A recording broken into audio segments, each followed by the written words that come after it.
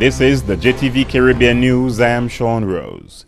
The Coalition People's Partnership government this week announced an all-out attack on criminal elements in Trinidad and Tobago as the island recorded its 19th murder in just 7 days. More out of TNT in this report from CNC3. A sound and sight many citizens would surely welcome. This country's murder toll stands at 19 in just 7 days. It is really horrendous, horrific and intolerable. Having only returned home on Sunday morning from New York, Mrs. Prasad Bisesa is now weighing in on the rapidly rising death toll. She says prevention of crime would have to be just as important as detection and conviction. Detection rate is low, conviction rate is low, but those are ex post facto. So certainly the prevention factor must be a very important one as well. Okay. All right, so what are you going to show me now?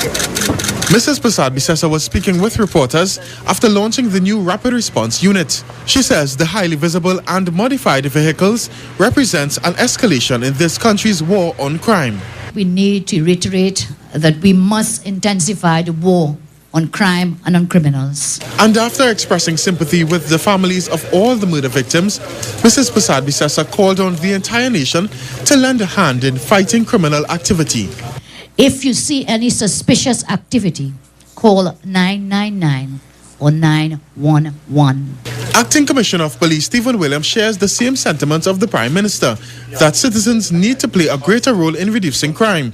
He admits the violent crimes this year is already creating a challenge for his officers.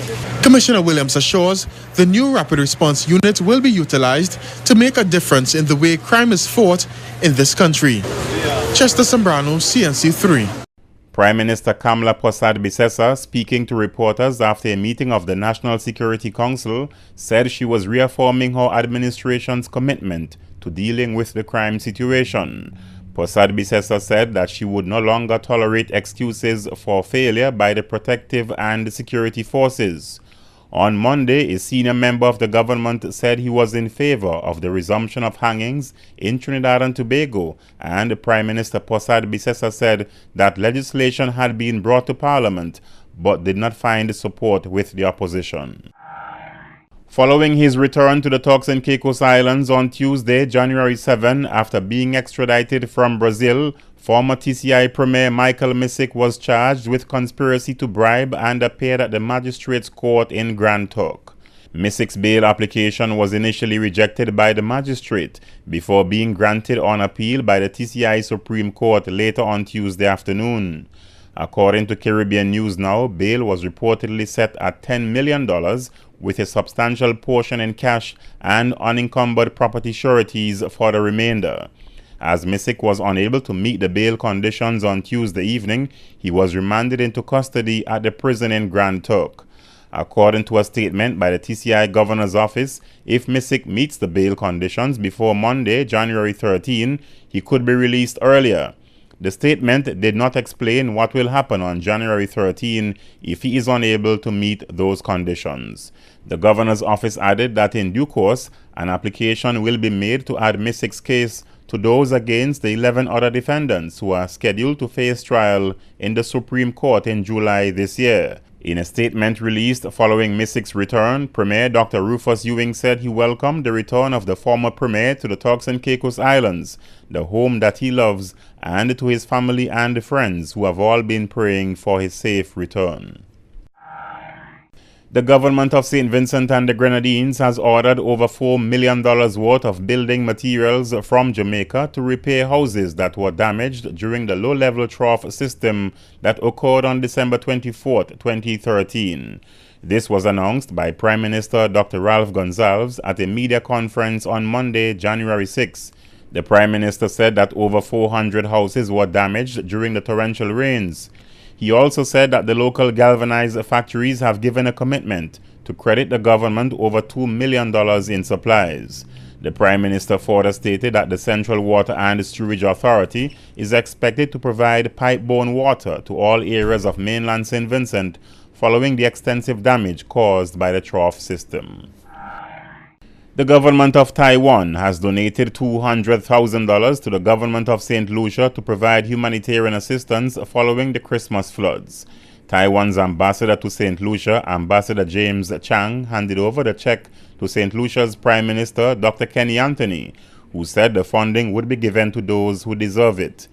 The Prime Minister said much of the most serious damage have been done to the very poor within the society, and they need to be sure that those who are affected are the ones who are the beneficiaries. And the government of Suriname has approved the donation of around $185,000 to help St. Lucia with relief efforts. Suriname is also preparing the shipment of 10 20-foot containers carrying water and other supplies for communities in St. Lucia. The move follows a similar donation from the government of Guyana, the European Union, and the United Kingdom. Dominica Public Service Union Wednesday warned it was prepared to do something about the situation as it seeks Caribbean Community CARICOM government support for its ongoing industrial problem with the British telecommunications company Lime. DPSU General Secretary Thomas Letang said negotiations with the telecommunications company over plans to retrench workers had broken down. He said the company was seeking to outsource its services. Letang said a number of employees at Lime are going to be made redundant. Lime is concentrating on their mobile services, and all other services will be outsourced. He said it appears to be a regional thing.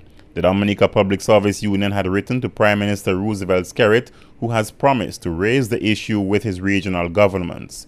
But Letang says time is running out. Their discussions on compensation and separation packages with Lime have actually broken down, and the union will be forced to take other action. The European Centre for Disease Prevention and Control is reporting an increase in the number of cases of Chikungunya disease on the Caribbean island of St. Martin. It says there are now 89 confirmed and 20 probable cases of Chikungunya, a viral disease carried mainly by the Aedes aegypti mosquito that causes a dengue-like sickness. Symptoms include a sudden high fever, severe pain in the wrists, ankles or knuckles, muscle pain, headache, nausea, and rash. There is no vaccine or treatment for Chikungunya, which has infected millions of people in Africa and Asia since the disease was first recorded in 1952. The Trinidad-based Caribbean Public Health Agency, or CARPHA, said that this is the first time locally acquired cases of Chikungunya have been detected in the Caribbean.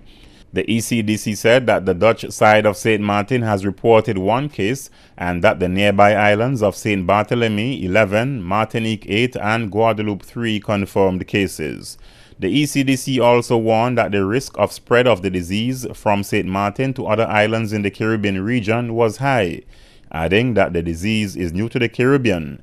Therefore, the laboratory capacity to confirm suspected cases is limited and should be strengthened. For the JTV Caribbean News, I am Sean Rose. Coming up next on JTV News. The House passes a new law improving services offered by the Public Assistance Program. Bermuda Premier and Chief Minister of Gibraltar to address the upcoming BVI Business Outlook Conference. And local author shares Virgin Islands' past practices in her book Garden of Memories.